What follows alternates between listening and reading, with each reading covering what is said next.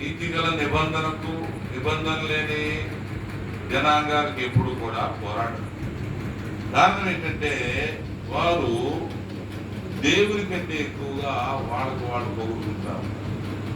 అది దేవుని దృష్టికి నచ్చింది. నెబుకద్నెజరు రాజు కూడా దేవుడిచ్చిన దాన్ని ఆ కట్టడం అనగా ఆ పట్టణం కట్టినప్పుడు అంటే నేను కట్టించిన రాజధాని నా తెలివితో నా జ్ఞానంతో అని నెబుకద్నెజరు ఇచ్చారు గర్వంతో. అప్పుడు దేవుడు ఏం చేశాడు అతనికి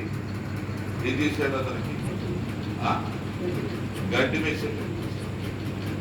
దావీదైతే ఏమన్నాడు, అయ్యా ఇంత ఆస్తి నాకు ఇచ్చావు, ఇంత వెండి బంగారాలు నాకు ఇచ్చావు, ఇది నీ స్వసంపాద్యములో నేను నాది కాదయ్యా, ఇల్లు ఇచ్చిందే కానీ కొన్ని మణుగుల బంగారం దేవునికి ఇచ్చి అంటాడు, దేవా నీ సుసంపాదన నీ సొంత సంపాదనలోదే నీవు నాకు ఇచ్చిన దానిలోదే నేను నీకు ఇచ్చాను.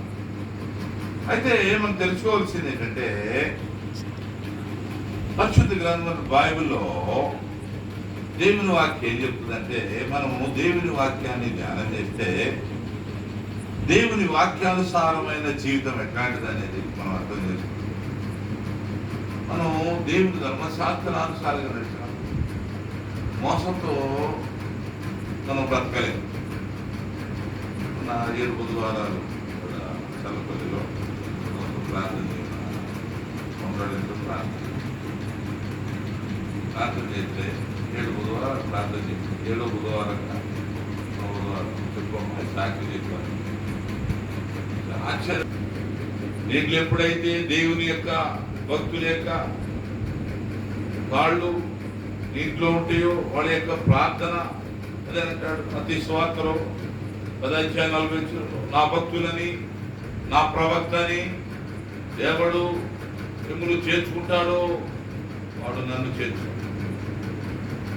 ప్రతి సువార్తలో 10:20 చూసినట్లయితే దేవుని వాక్యం ఏం చెప్తుందంటే ప్రతి సువార్త 10:40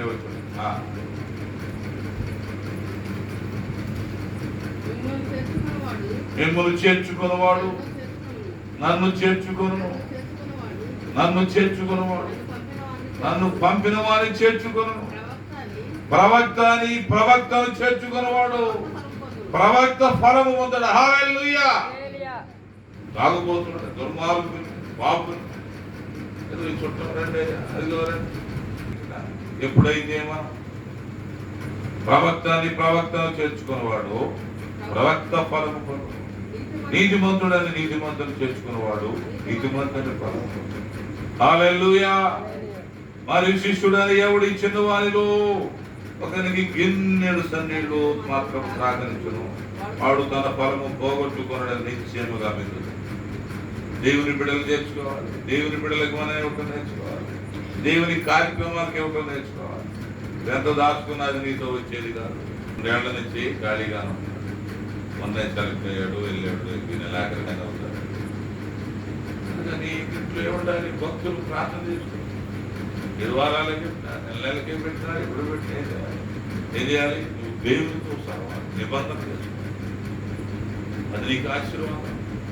భూమి మీద నువ్వు ఏది సాధించాలన్నా దేవుని కృప లేకపోతే, దేవుని సహాయం లేకపోతే మనం ఏమీ చేయలేము. దేవుడు నీతో ఉన్నప్పుడు నీ యొక్క జీవితం ధన్యకరముగా ఉంటుందని బైబిల్ ఎంతో తేటగా తెలియదు. అయితే ఇక్కడ బైబిల్ ఏం చెప్తుంటే ధర్మశాస్త్రం అనుసరించేవారు వారితో పోరాడు. 1 రాజుల గ్రంథం 18:18 చూసినట్లయితే చూడండి. బైబిల్లో దేవుని వాక్యాన్ని ధ్యానం చేసినట్లయితే 1 రాజుల గ్రంథం 18:18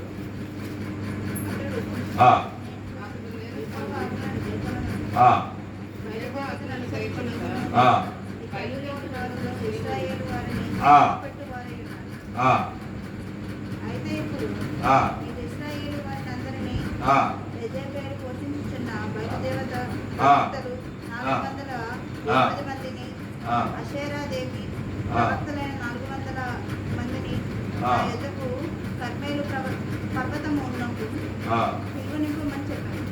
18:18 ఏమనుంది అక్కడ?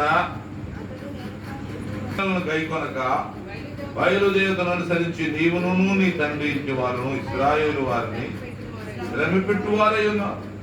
నువ్వేం చేస్తున్నావు? అహాబును చూసి చెప్తున్నాడు ఈ మాట. నువ్వేం చేస్తున్నావు అంటే దేవుడు విడిచిపెట్టేశావు. జనాలు నచ్చినట్టు, జనాలకు అనుకోరు. జనాలు అంటే సరే 10 మంది పరిగెత్తున్నారు, 10 మంది నేను కూడా కలిసి పెట్టాను. 10 మందితో కాదు నువ్వు వెళ్ళాల్సింది. 10 మంది పిలిచారని కాదు మనం వెళ్ళాల్సింది. ఎక్కడికి వెళ్ళాలి? ఎవరున్నాడు ఇక్కడ? ఏలియా కలుసుకొని చెప్తున్నాడు అహాబుతో. ఏమంటాడు ఇక్కడ? అహాబు ఏలియాను చూసి, ఇశ్రాయేలు వారిని శ్రమ పెట్టువాడవు నీవు కావా అని అతనితో అనగా, అతడు ఏమంటాడు? నేను కాను, యెహోవా ఆజ్ఞలను గైకొనక. ఏమన్నాడు? దేవుని భక్తులు పట్టుకుని దేవుని బిడ్డలు బాధ పెట్టడానికి తీసుకుని పిల్లలకి దేవుడు చెప్పినట్టు, మనుషులు చెప్పినట్టు, వాళ్ళు చెప్పినట్టు. ఎవరు చెప్పినట్టు నడవాలి? దేవుడు. తెలుగుగల స్త్రీ ఎప్పుడు కూడా ఏం చేయాలి? దేవుడు. యేసయ్య విందుకు పిలువబడ్డాడు, యేసుక్రీస్తు కానా విందు. అప్పుడు ఆ తల్లి దగ్గరికి వెళ్తారు, రాష్ట్రార్థం అయిపోయింది. అప్పుడు ఏం చెప్పింది మరియా? ఆ శిష్యులు పిలిచి, పరిచారాలను పిలిచి ఏమంటే, ఆయన మీతో చెప్పున్నది చేయండి. ఏం చేయాలి? ఆయన మీకేం చెప్తున్నాడో అది చేయండి. అప్పుడు అద్భుతాలు చూస్తాం. ఎవరు చెప్పినట్టు చేయాలి? మనుషులు బంధువులు పిలిచారు.